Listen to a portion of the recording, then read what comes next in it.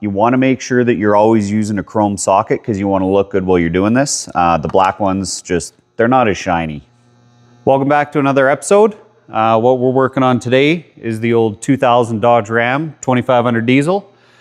What I got to do today on it is we got to do a wheel bearing and a tie rod end. I do have quite a bit of other stuff that we're going to be doing on this thing.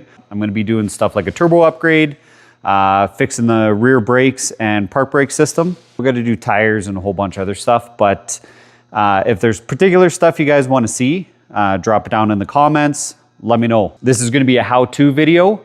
So again, if you guys got any suggestions on other content you'd like to see, what you think of this stuff, again, drop her in the comments. See what you guys think of this. But we're going to get this thing jacked up to start with, get it on some safety stands, and get ready to pull that wheel bearing out. I'll show you guys how to check that. So one of the reasons I want to do these videos is to teach people that it's not as hard as it seems to fix your own stuff.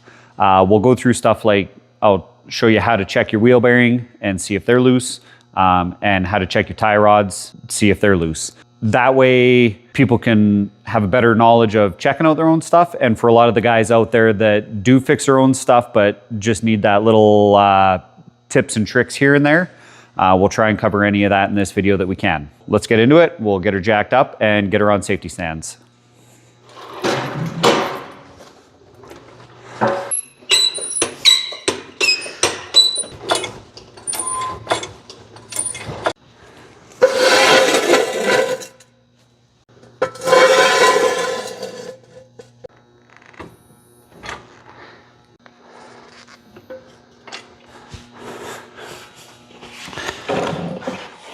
Okay, so we have the truck up on jack stands. Always safety first.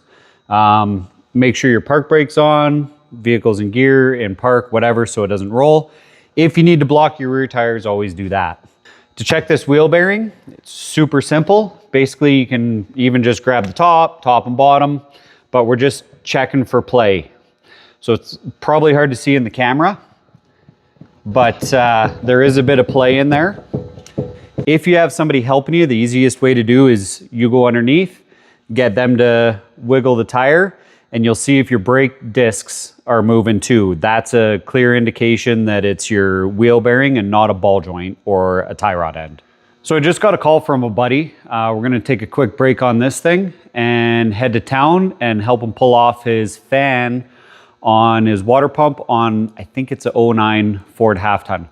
So welcome back. It's the next day. After we got Taylor's truck done, it was pretty late and getting dark and just didn't feel like coming and working on this last night. So out here this morning to get back at it. We'll start with the next step, obviously taking the wheel off. We checked that the wheel bearing is loose on this side, so that's the one we got to change. First thing you're gonna need is a screwdriver to pop off these center caps. Now these are the 2003 and up wheels, but it's pretty much standard on all of them. Just gonna pry that off, get that out of the way. For tools, we're using the old Milwaukee 3/8 drive. You wanna make sure that you're always using a chrome socket because you wanna look good while you're doing this. The black ones, they're not as shiny.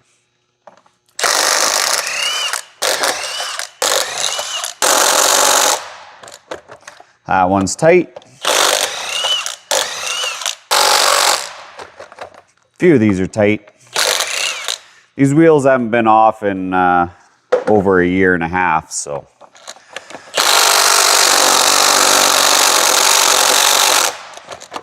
Might have to get the 1/2 inch impact out. Oh.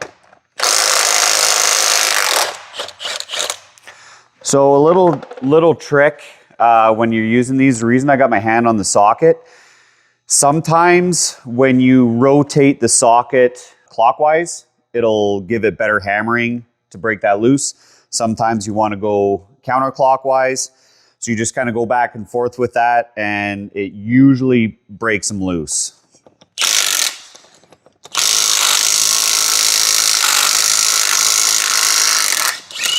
Like that. A little bit of magic. What I'm probably gonna do with these wheels is rotate them too. You can You can see she's pretty wore out. These things are ready to get tossed, but I didn't want to change my tires until I got this wheel bearing and tie rod fixed because it was causing all this wear. Next step, we're gonna get into the brake caliper and we're gonna open up those brake shoes a little bit and pop all that off, get it out of the way so we can pull our rotor off, and then we'll start going after this wheel bearing. So what I'm gonna do is I'm just gonna pull off the whole caliper bracket with the caliper on it. To do that, you need a 12.16 mil. Got my ratchet and extension to get in behind there. And these bolts are back in here.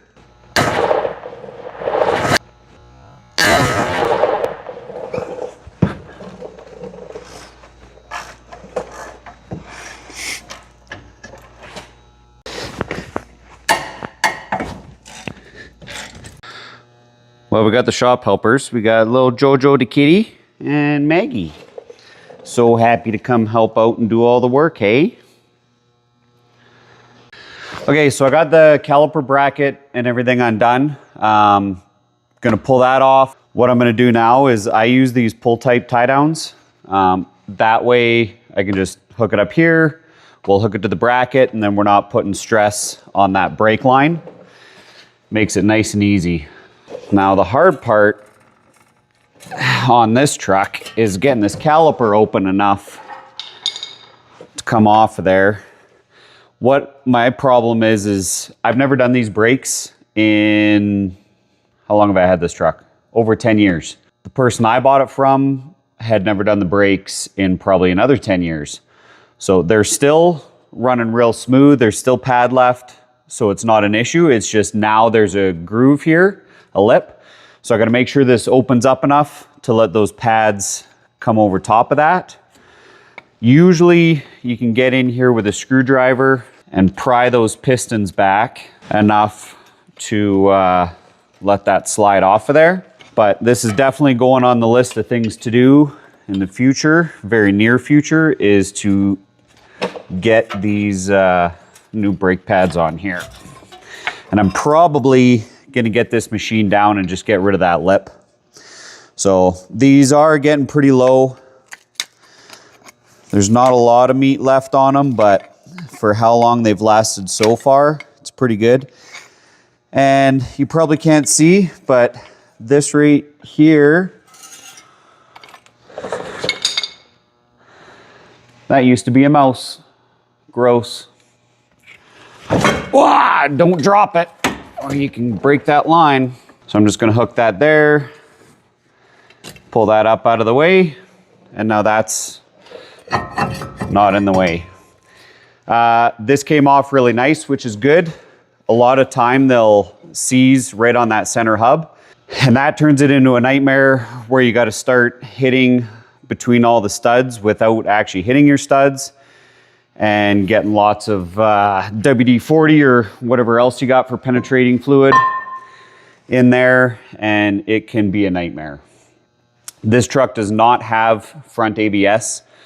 Usually there's a sensor in here and a line that comes up. This doesn't have that. So that's one thing I don't have to worry about. What I'm gonna do next is we're gonna take out the cotter pin and get the axle nut off. And then we're gonna get in behind here and start loosening off the 4 bolts that hold that bearing in place and getting that bearing pushed out. What I usually use for pulling these cotter pins out is just a pair of side cutters.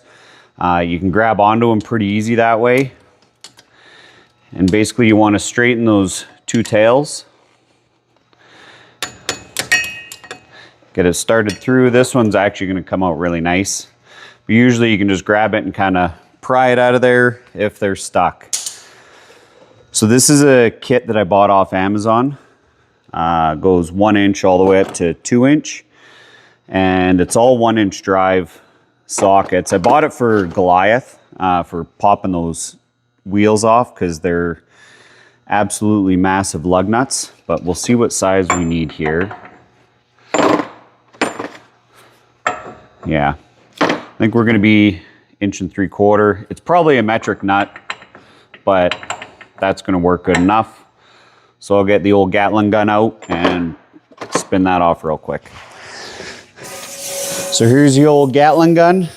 Awesome for doing all these massive nuts and stuff. No problem. So being as that actually just broke loose and spun off, I know there's not going to be any issues on the threads on this axle stub, which is really good news. If you're fighting it the whole way and it's hammering the whole time, chances are these threads are going to be screwed, and you either got to clean them up somehow or get a new axle stub and put that in there. If I had the time to do all this right, I would be changing my inner axle seal, my U-joint, wheel bearing, all that stuff. But I just need to get this truck running safe, and the oil leak's not too bad, and I think that U-joint's good, but it's one of those things that while you're in there, might as well do it all so you don't have to redo it again, but future videos. So now that that's off, we're gonna get in the back here and we'll start going after these bolts back here, which I think they might be same 12 point. I can't remember. Nope, they are, the heck are they? 9/16 12 point. Pretty sure that's what they are. So I'll go grab that socket. We'll get all these broke loose and then we'll start hammering that out of there. So for these bolts here that hold the wheel bearing in, it's also a 12 point. It is 9/16 or 14 mil. As you know, they're almost identical. I can't find my 9/16, but I do have a 14 millimeter and it fits on there just fine. So we're gonna get all these broke loose and then we'll start pulling that out of there.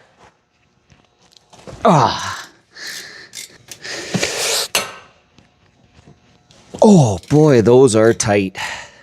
I'm gonna go turn the steering so I can get it this other side. Oh, hopefully that doesn't break our extension. Holy crap, that is on there.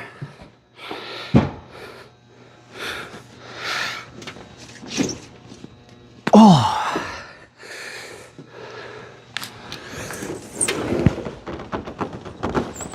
Holy crap. That is not going. Okay, I gotta get bigger tools. Yeah, you can hear that bearing. Does not sound good. Okay, 1/2 inch ratchet on there.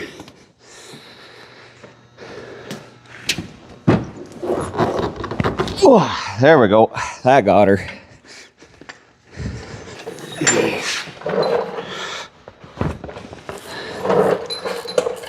So usually what I'll do just to get this thing started to move, as you can see, there's the bolt there, and then there's that one there. So I'll pull the threads in just part way, so almost all the threads are still there. And then I'll get in behind with a hammer or my air hammer and just work on those 4 bolts to start pushing this out. If you don't have enough threads in there, it'll actually just peel the threads right off the bolts, and then you got to get new bolts. I don't have any bolts laying around, so I got to be careful with doing this and make sure that I don't wreck any of them or mushroom the head of the bolts either, because then you ain't gonna get a socket on them. So what I like to use for this for a punch on my air hammer is just a short stubby one, and then it's got a little bit of a point on it. And that way it's not gonna move around or mushroom the head of those bolts too bad. It just kind of creates a little divot and everything will be fine. So this is all that sticks out on here, so it keeps this whole body as short as possible. So you can see we're starting to get a gap here already. So what I'm gonna do is I'm gonna turn the steering the other way, come in from the back side, and we'll get those ones loose. And this thing's actually coming out very nice. It's not very often you get lucky with these.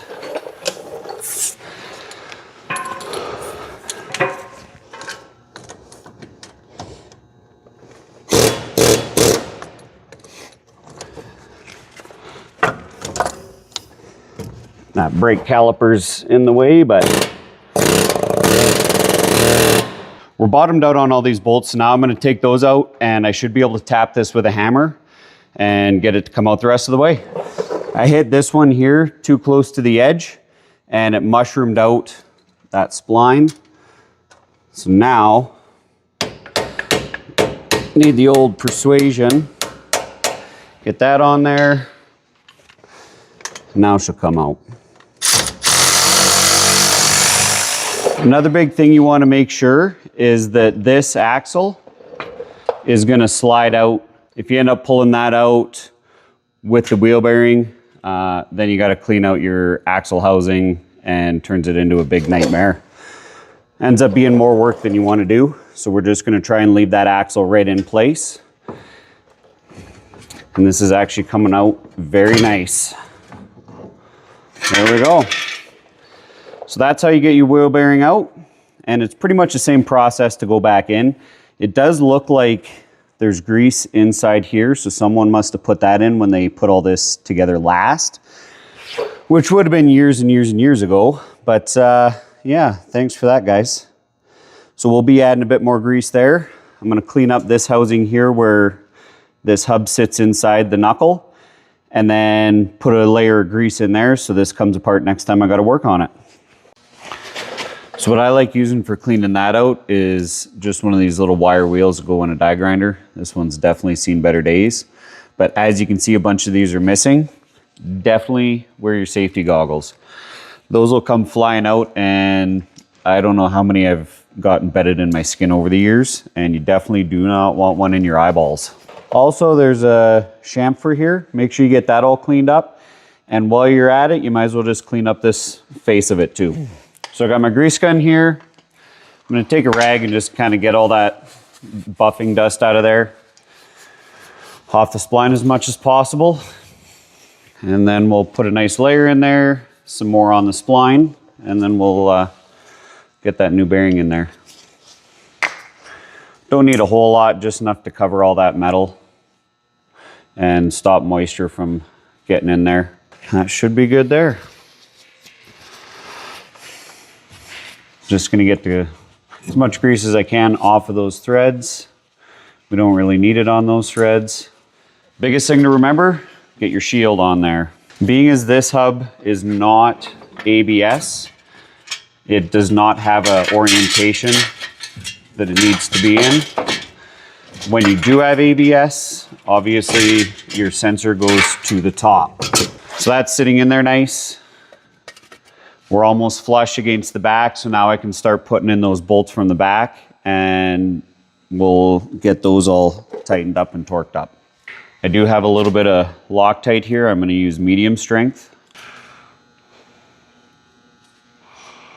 Not sure how good this is. I probably got to squeeze out a bunch of that gross stuff first, but I'm not worried about these coming out.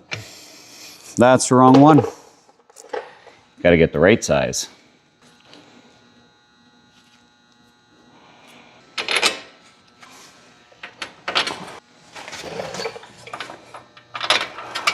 Like I mentioned before, you always want to make sure you get all your bolts in first before you ever tighten any of them, or else you're going to end up running into issues. So now that they're all bottomed out, I'm going to get my torque wrench and we're going to torque it all down by hand. You'll have to look up the specs on what it's supposed to be torqued to. I don't have that information handy. Click, click, click, click, click. Okay, so those are all torqued up to spec. Now we'll get that nut put on wherever it went. Make sure you get your washer and your nut. Threads on there nice, so I don't have to clean any threads. Now we're going to torque that to spec too. For that, we're going to use the torquing Gatling gun.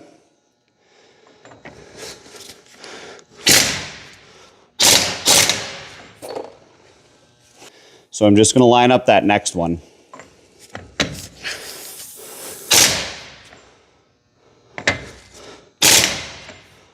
Perfect. And that is torqued to spec. So I highly recommend using new cotter pins if you have them. If you have to reuse yours, you can, but it's definitely not recommended. And I would swap that out first chance you get. So I got my cotter pin kit. And we got the old one here, so we'll just match that up. That one looks a little too thick. But it does fit. It's just too short. See, now that one looks too small.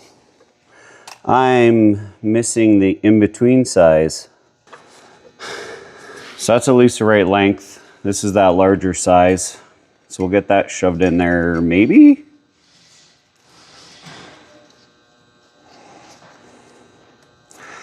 It's gonna be fun taking out later.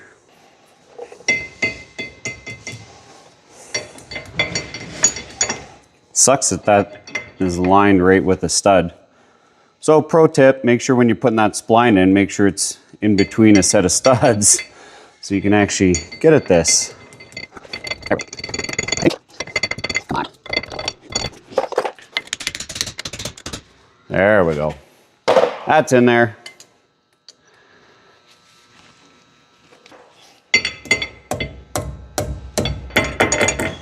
There. Now I'm going to wipe off the face of this, just make sure there's no rocks, grit, or anything sticking on there. And then we can go on with that rotor. I'll open up this caliper some more, make sure the slide pins are working. I probably actually should just pull that right apart, but we'll see. The main thing is just get this thing so I can go get a wheel alignment done. Okay, I think that's good. Now, same thing, I'm going to get a bit of grease just to put in there, so that that rotor comes off easy next time I need to get in here. If you guys are wondering the reason I don't use anti-seize on this, anti-seize is great, but I find for a lot of stuff, which for this stuff it won't really matter too much, but it dries out and then gets kind of pasty and sticky. I find that grease holds its viscosity a little bit better and doesn't seem to dry out as bad. When you're handling your rotor, like I got a little bit of grease residue, you get oil on your hands, stuff like that. Make sure you're not touching the disc face. If you do, you got to clean it off really good with brake clean. So that goes on there just perfect. So now we're going to go after this brake caliper here, open it up, and make sure that it's all working proper. So these are the slide pins here. Being as that boots come off, I'm just gonna undo those, pull the caliper off. We'll open it up, make sure that these pistons are moving in and out freely. Make sure these slide pins are working good and aren't seized up. It's pretty even wear on the inner and outer brake pad. If you start getting issue where one pad's wearing way faster, you're always going to have an issue with either the pistons are seized or your slide pins are seized. And it's always keeping a little bit of pressure on one of those pads. Being as this is wearing even, I think everything's working proper and nothing's hanging up, but it doesn't hurt just to double check and make sure everything's moving freely. So unfortunately, I can't find my socket for this. So I got to use my screwdriver and a wrench and break those loose, hopefully. Wondering if that's a T50.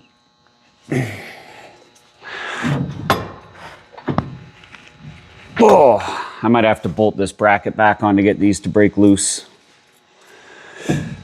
Yeah. Found it. Little stroke of luck.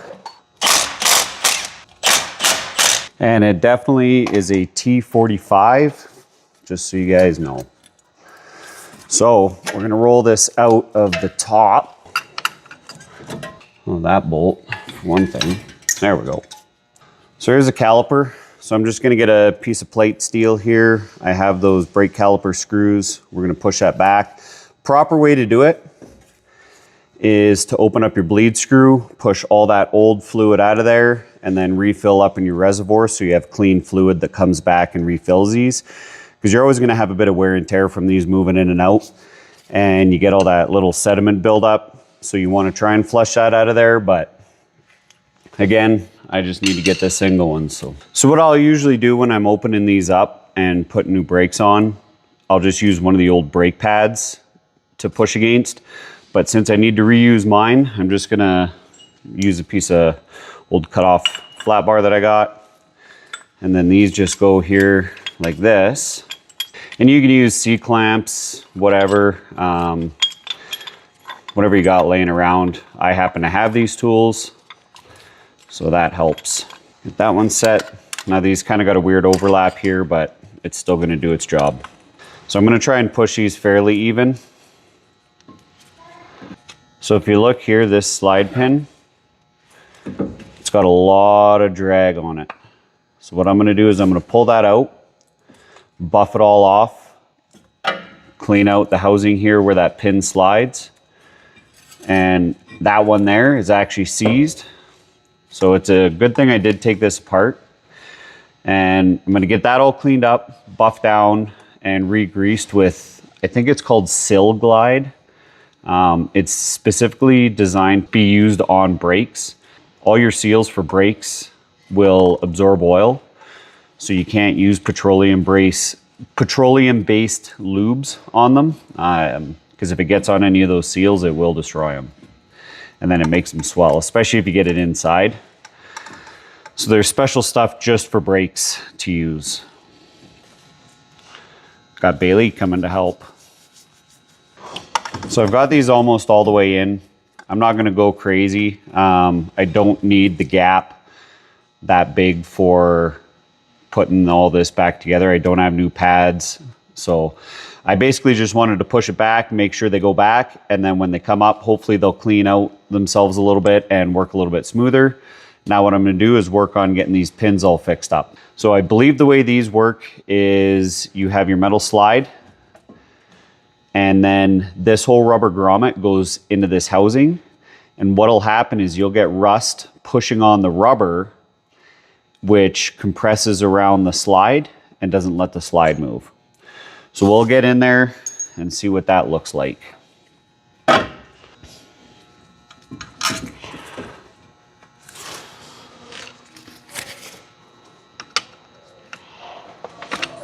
So as you can see, this one looks pretty good. It was just moving stiff, which I believe is mostly just dried out grease.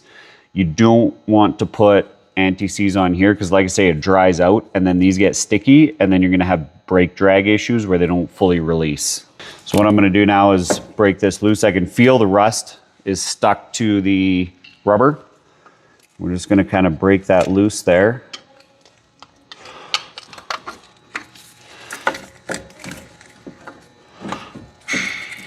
And you want to be careful that you don't tear that rubber, or else you got to go try and get new ones.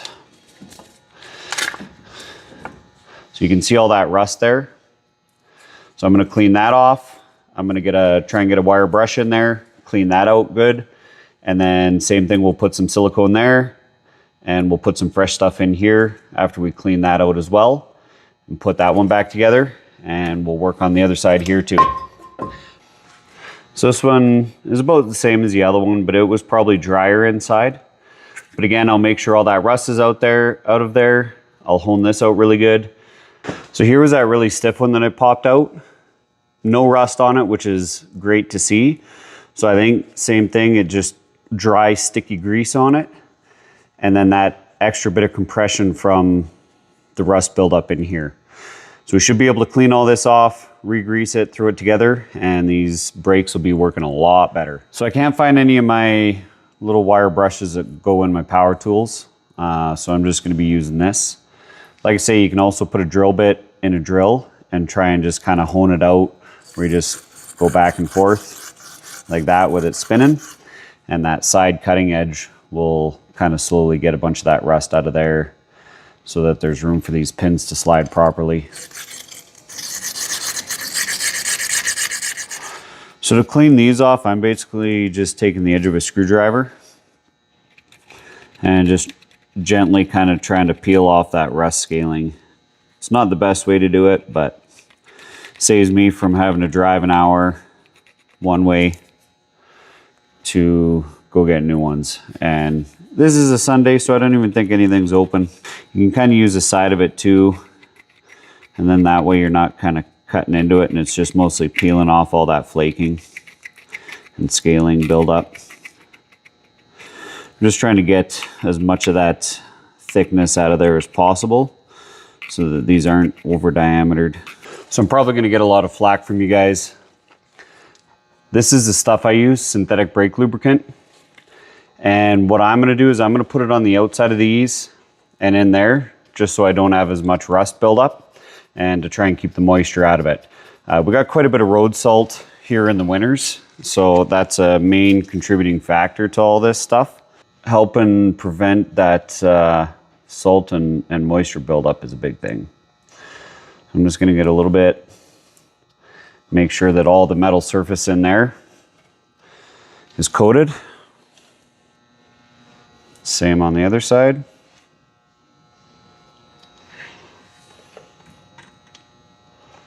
Now I'm going to push these through.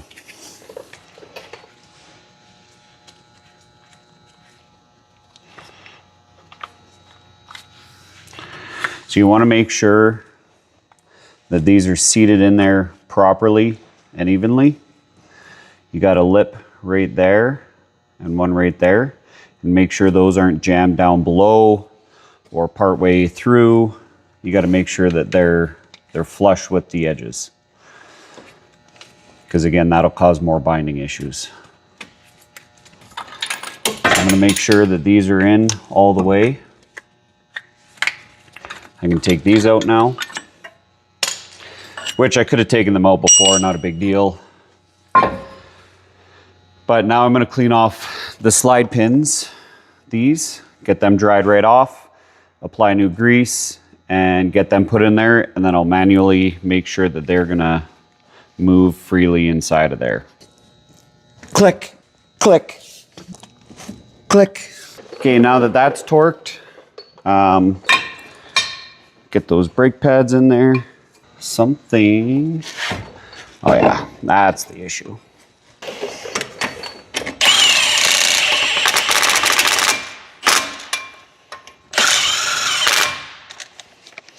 Now always make sure that you didn't have that twisted around, that you're still at the same rotation on your brake line.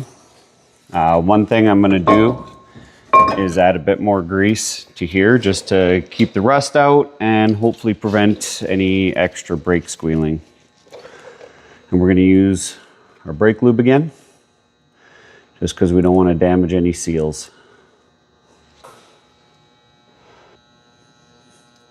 And again, make sure that you don't twist this like that. I don't know if you guys can see that, but that is a very common thing that can happen. On these Dodges, you got to drop your bottom in first, and then you roll your top in. So I guess there is a groove on these retaining bolts for your slide pins for that rubber to sit in here. So I'll get those on and make sure that that sits on there, and then that'll keep extra moisture from getting in there and causing any other issues. And again, with a lot of these, I like to just torque them by hand instead of just using an impact. Because sometimes when you use an impact, it seems like it got tight, but it never actually does. Click. So I use my cordless ratchet just to get them touched down. And then after that, I'll tighten them by hand.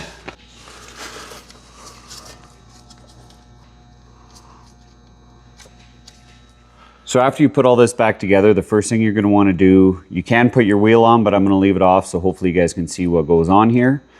But you're going to want to pump your brakes and get rid of all that extra slack from opening up those piston cups. If you don't, you're not going to have any brakes when you drive out of your shop, and chances are you're going to run into something.